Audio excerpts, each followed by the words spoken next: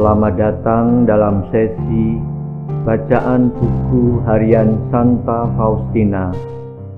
Para opa, oma, bapak, ibu, dan sahabat-sahabat sekalian, mari kita baca dan dengarkan bersama-sama. Buku harian Santa Faustina nomor 696 sampai 700.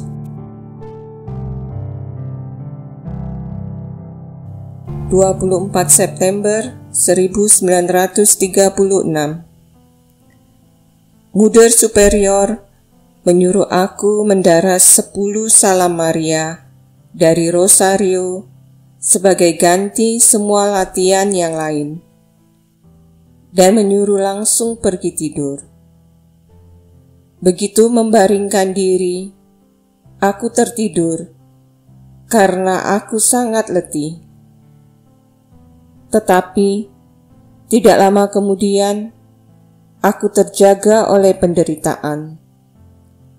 Penderitaan itu sedemikian berat, sehingga tidak memungkinkan aku membuat bahkan gerakan yang paling ringan pun. Bahkan aku tidak mampu menelan ludahku. Ini berlangsung kira-kira 3 jam. Aku berpikir untuk membangunkan suster novis yang tidur sekamar denganku. Tetapi kemudian aku berpikir, ia tidak dapat memberikan pertolongan apapun kepadaku, maka biarlah ia tidur. Kasihan kalau ia harus dibangunkan. Aku menyerahkan diriku sepenuhnya kepada kehendak Allah, dan aku mengira bahwa hari kematianku yang sangat aku rindukan telah tiba. Ini adalah kesempatan bagiku untuk menyatukan diriku dengan Yesus yang menderita di salib. Lebih dari itu, aku tidak mampu berdoa. Ketika penderitaanku berhenti, aku mulai berkeringat. Tetapi aku masih tidak dapat bergerak karena rasa sakit itu muncul kembali setiap kali aku mencoba bergerak. Pada pagi hari, aku merasa letih sekali, meskipun aku tidak lagi merasakan sakit fisik. Tetapi aku tidak dapat bangun untuk mengikuti misa.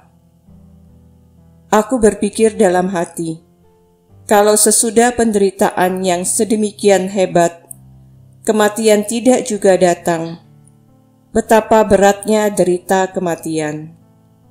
Yesus, Engkau tahu bahwa aku mencintai penderitaan dan ingin mereguk piala penderitaan sampai tetes terakhir. Tetapi naluriku merasakan sedikit rasa ngeri dan ketakutan. Namun, dengan cepat, harapanku pada kerahiman Allah yang tak terbatas bangkit kembali dengan seluruh kekuatannya. Dan segala sesuatu yang lain harus menyingkir, seperti kabut sirna diterpa sinar matahari. Oh Yesus, begitu besarnya kebaikan-Mu yang tak terbatas, yang sangat aku kenal, memampukan aku untuk menatap kematianku sendiri dengan tegar hati. Aku tahu bahwa tidak suatu pun akan terjadi padaku tanpa izin Allah. Aku ingin memuliakan kerahiman-Mu yang tak terbatas itu selama hayatku. Pada saat kematianku, dalam kebangkitanku, dan sepanjang segala abad. Ya Yesusku, kekuatanku, damaiku, istirahatku, setiap hari jiwaku berjemur dalam sinar kerahiman-Mu. Tidak sesaat pun dalam hidupku di mana aku tidak mengalami kerahiman-Mu, ya Allah. Dalam seluruh hidupku, tidak suatu pun aku perhitungkan selain hanya kerahiman-Mu yang tak terbatas. Kerahiman-Mu lah benang penuntun hidupku, ya Tuhan. Jiwaku penuh dengan kerahiman Allah. Oh, betapa parahnya luka yang diderita Yesus karena sikap tak tahu terima kasih dari suatu jiwa terpilih. Bagi kasih-Nya yang tak terlukiskan, penderitaan itu sungguh merupakan suatu kemartiran. Allah mengasihi kita secara tak terbatas. Dan bayangkan, ada sebutir debu menjijikan yang mencemoohkan kasih itu. Hatiku meletup dengan rasa sakit ketika aku menyaksikan sikap tak tahu terima kasih ini. Sekali peristiwa, aku mendengar kata-kata ini. Putriku, katakan kepada dunia tentang kerahimanku yang tak terselami.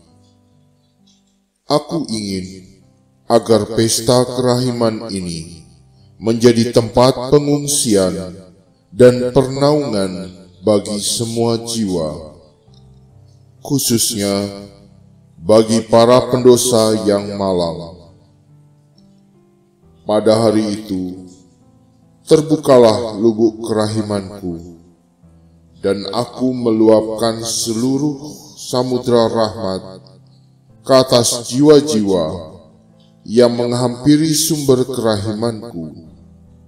Jiwa yang mengaku dosa dan menyambut komuni kudus akan menerima pengampunan penuh atas dosa-dosanya dan akan bebas dari hukuman.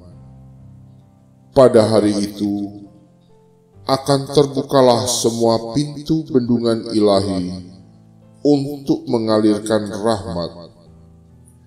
Janganlah ada jiwa yang takut menghampiri aku, meskipun dosa-dosanya laksana kain yang merah padam. Kerahimanku begitu besar, sehingga sampai kekal tidak ada otak manusia atau malaikat yang dapat menyelaminya. Segala sesuatu yang ada muncul dari pangkuan kerahimanku yang paling mesra. Setiap jiwa yang menjalin hubungan dengan aku akan merenungkan kasih dan kerahimanku sepanjang segala masa. Pesta kerahiman ilahi berasal dari kedalaman kemesraanku sendiri. Aku ingin supaya pesta itu dirayakan secara meriah pada hari Minggu pertama sesudah Paskah. Umat manusia tak mungkin merasa tentram sebelum berpaling kepada sumber kerahimanku. Pernah, aku sangat letih dan merasakan sakit yang nyeri. Ketika aku memberitahukannya kepada muder superior, aku menerima jawaban bahwa aku harus membiasakan diri dengan penderitaan. Aku mendengarkan segala yang dikatakan muder kepadaku, dan sebentar kemudian aku keluar. Sebagaimana setiap orang tahu, muder superior kami memiliki kasih yang besar kepada sesama, khususnya kepada suster-suster yang sakit.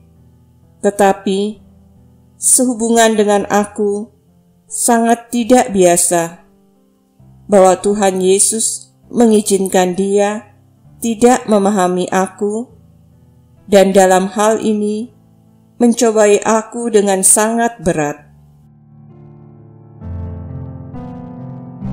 Demikian telah kita baca dan dengarkan bersama-sama buku harian Santa Faustina hari ini. Kita akan lanjutkan bersama-sama besok di waktu yang sama. Berkah dalam.